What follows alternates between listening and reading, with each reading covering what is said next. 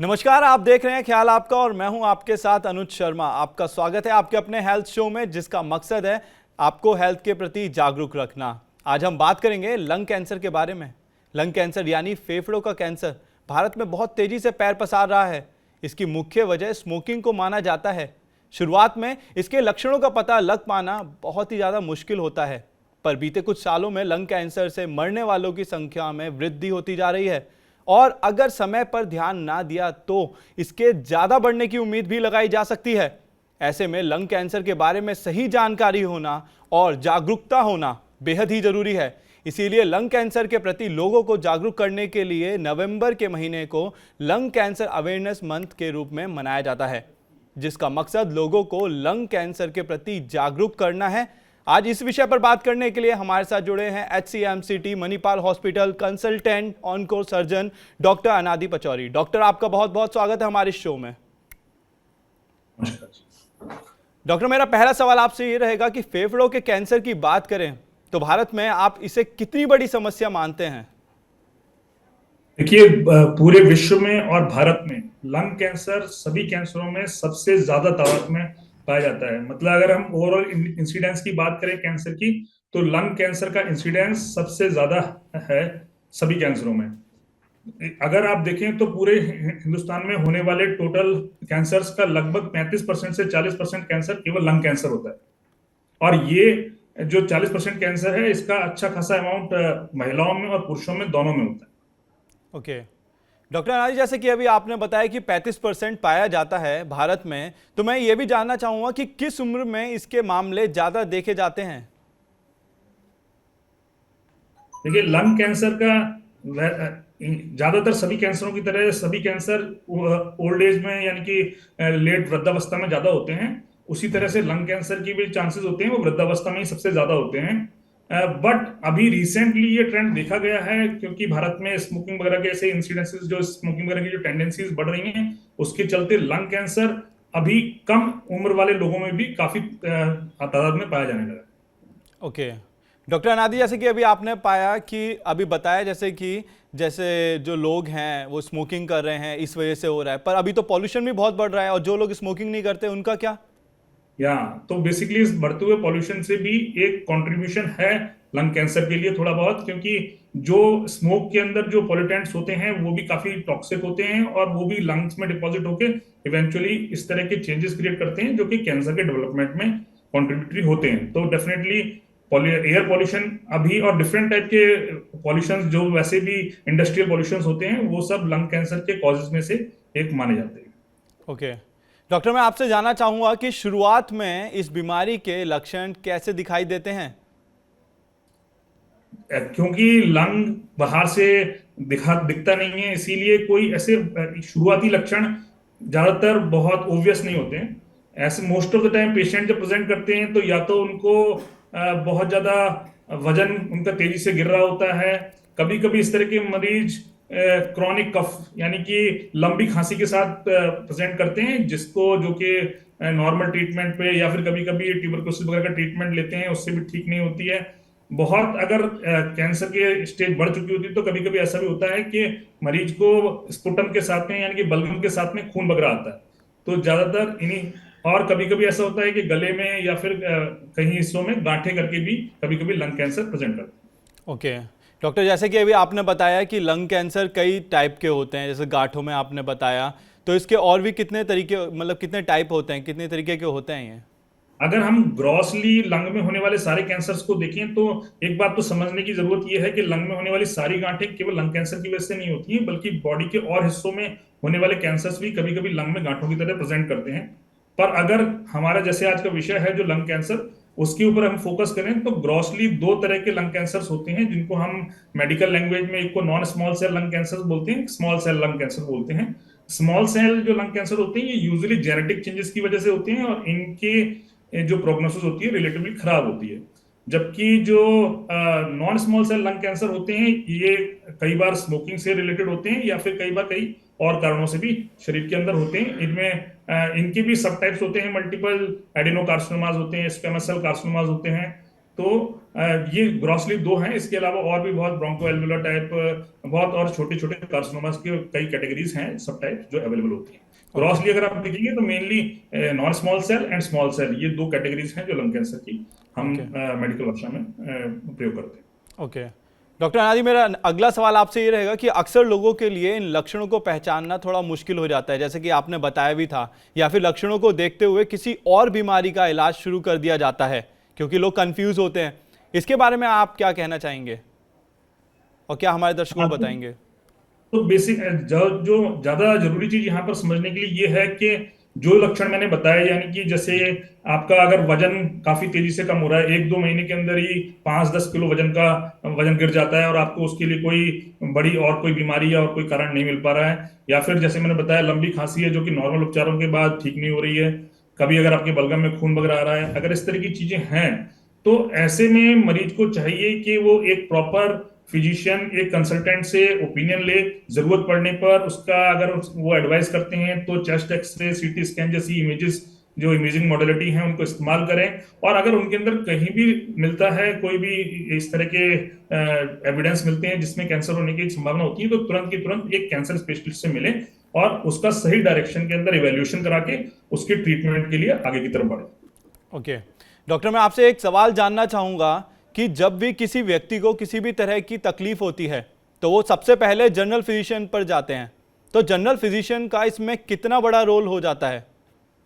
देखिए, तो बेसिकली जो हेल्थ सेक्टर का सिस्टम है वो आइडियली ऐसा ही होता है कि हमेशा जब भी आपको किसी भी प्रॉब्लम होती है तो आप शुरुआत में एक नॉर्मल फिजिशियन के पास जाते हैं, जी। जो कि आपकी सारी बीमारियों को देखते हैं और फिर वो उसमें से छांटते हैं कि जो भी जनरल प्रॉब्लम्स हैं उनको वो ट्रीट करते हैं। जब भी उनको लगता है कि कोई भी ऐसी बीमारी है जिसको किसी स्पेशलिस्ट के द्वारा ट्रीट करना चाहिए, तो वो आपको गाइड करते हैं।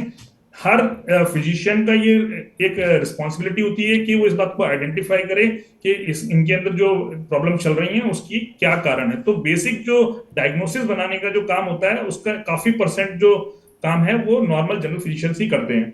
और ऐसे में वो जो भी इनिशियल टेस्ट होते हैं वो करते हैं, और जब उनको लगता है कि हाँ कंफर्म हो जाता है या फिर हाईली सस्पिशन होता है कि ये कैंसर होने की संभावना है, तो वो फिर किसी कैंसर स्पेशलिस्ट के पास उसको रेफर करते हैं।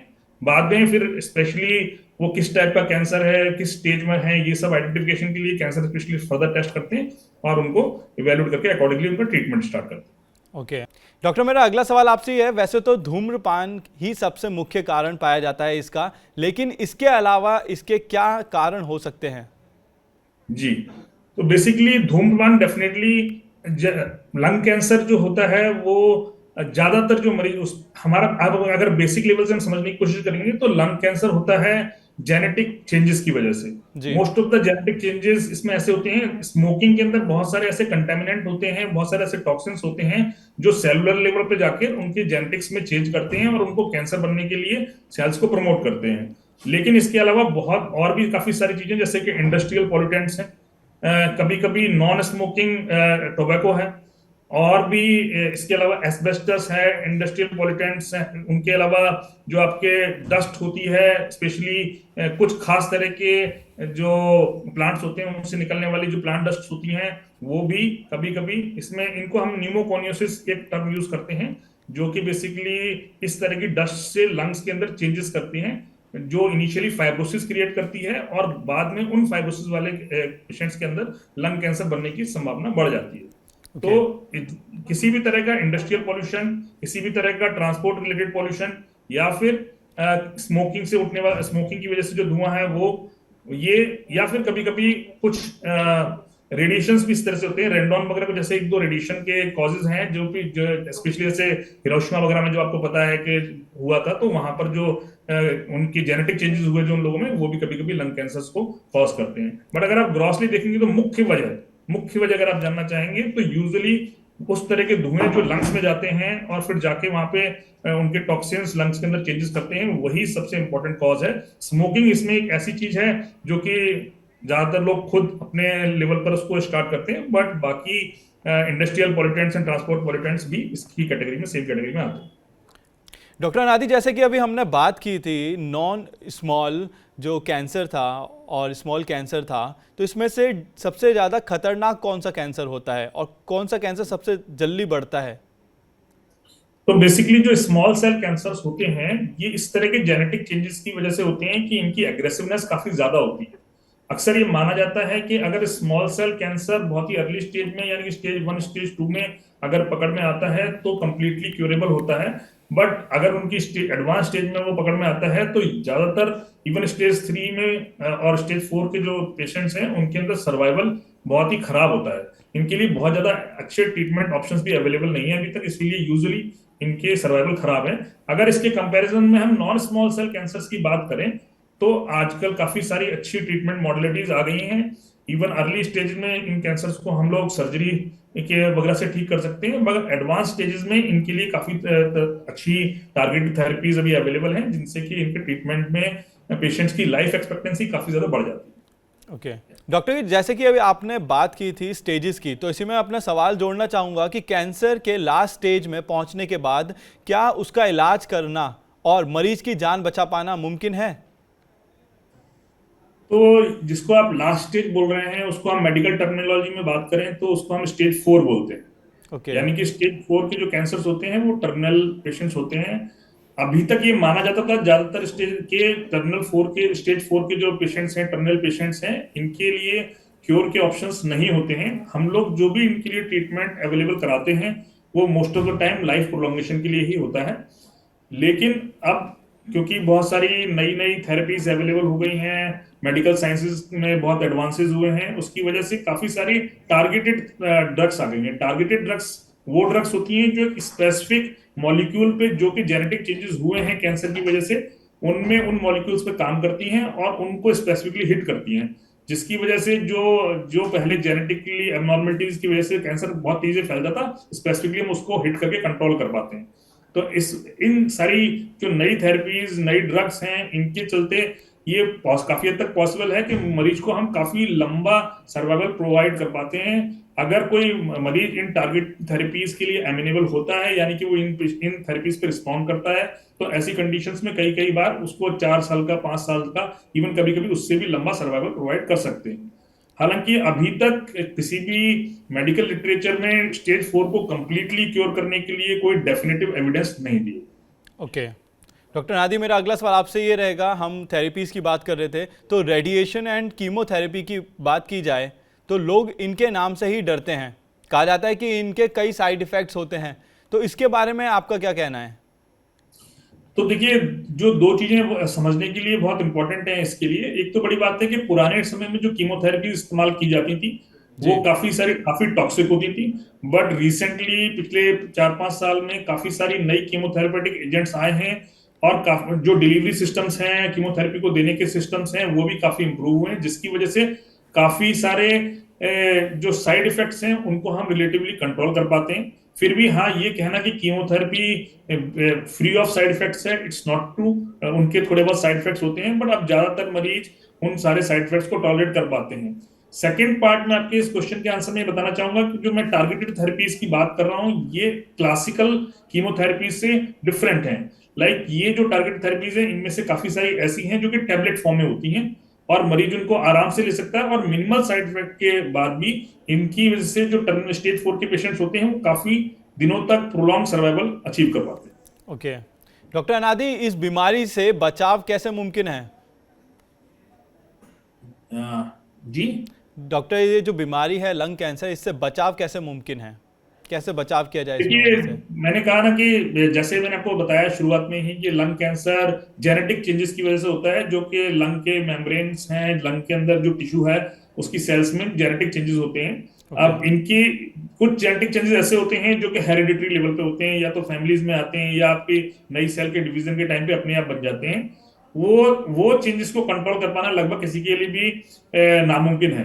तो हम इसको बोलते हैं कि रिस्क फैक्टर्स। जब हम किसी भी कैंसर के बारे में बात करते हैं तो दो तरह के रिस्क फैक्टर होते हैं। एक होते हैं मॉडिफाइबल रिस्क फैक्टर्स, जिनको हम अपने लेवल पे कंट्रोल कर सकते हैं, एक नॉन मॉडिफाइबल रिस्क फैक्टर्स होते हैं। तो जो मैंने आपको बताया जेनेटिक चेंजेस ऑटोमेटिकली होते हैं, वो मॉडिफाइबल वो नॉन मॉडिफाइबल रिस्क फैक्टर्स हैं। पर जब हम मॉडिफाइबल रिस्क फैक्टर्स की बात करेंगे तो उसमें जो सबसे ऊपर जिस चीज का नंबर आता है वो स्मोकिंग। स्मोकिंग एक ऐसी चीज है जो कि बड़े आराम से, अगर इच्छा शक्ति से कुछ प्रयास किए जाए तो स्मोकिंग को कंट्रोल किया जा सकता है।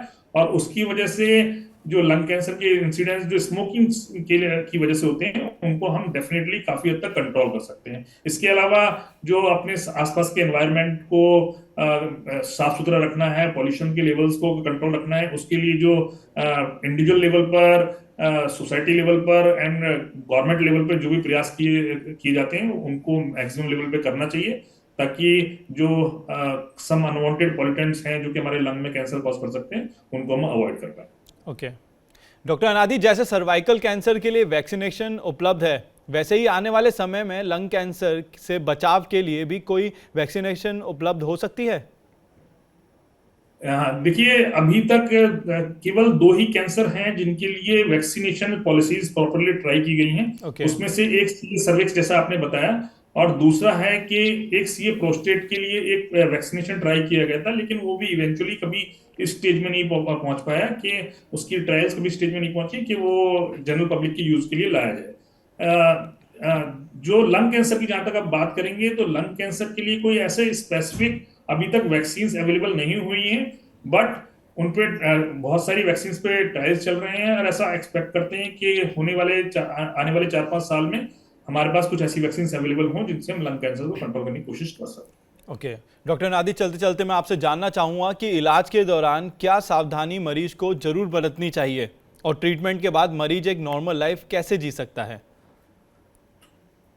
तो इसमें सबसे जो मरीज के लिए जरूरी है कि वो सबसे पहले तो अगर उसके अंदर किसी भी तरह के लक्षण आते हैं जो कि कैंसर, किसी भी तरह के कैंसर के या फिर स्पेसिफिकली लंग कैंसर की तरफ से डायरेक्शन रखते हैं, तो उसको अर्लीस्ट लेवल पर किसी ना किसी कंसल्टेंट को, किसी ना किसी फिजिशियन को मिलना चाहिए और उससे ओपिनियन लेना चाहिए। देखिए, मैं आपको यहाँ पे बताना चाहूंगा कि कैंसर की ट्रीटमेंट के लिए सबसे इंपॉर्टेंट चीज होती है कि वो किस स्टेज में डायग्नोज होता है। केवल अर्ली स्टेज में डायग्नोज हुए कैंसर, जो स्टेज 1 स्टेज 2 में होते हैं, उनके अंदर क्योर के चांसेस मैक्सिमम होते हैं, अप टू 70% तक होते हैं। लेकिन जैसे ही उनकी स्टेज बढ़ जाती है, स्टेज 3 स्टेज 4 में अगर वो डायग्नोज होते हैं, तो यूजुअली उनके उनके ट्रीटमेंट के चांसेस कम होते जाते हैं, एंड इसके साथ में ट्रीटमेंट का खर्चा और ट्रीटमेंट की टॉक्सिटीज बढ़ती जाती हैं स्टेज के साथ में। तो अगर आपको लगता है कि आपके शरीर में कोई भी इस तरह के लक्षण हैं जो किसी भी कैंसर को डायरेक्ट करते हैं, देयर इज अ पॉसिबिलिटी कि वो लंग कैंसर हो सकता है, तो आप इसको मान के उसके लिए इवेल्युएट करवाएं। एक बार अगर आपको ये पता चल जाता है कि आपके अंदर लंग कैंसर है, तो डेफिनेटली आप जिस भी ऑन्कोलॉजिस्ट के से अपना ट्रीटमेंट ले रहे होंगे वो प्रॉपरली उसको स्टेज करके आपको कुछ ना कुछ ट्रीटमेंट गाइडलाइंस बताएंगे।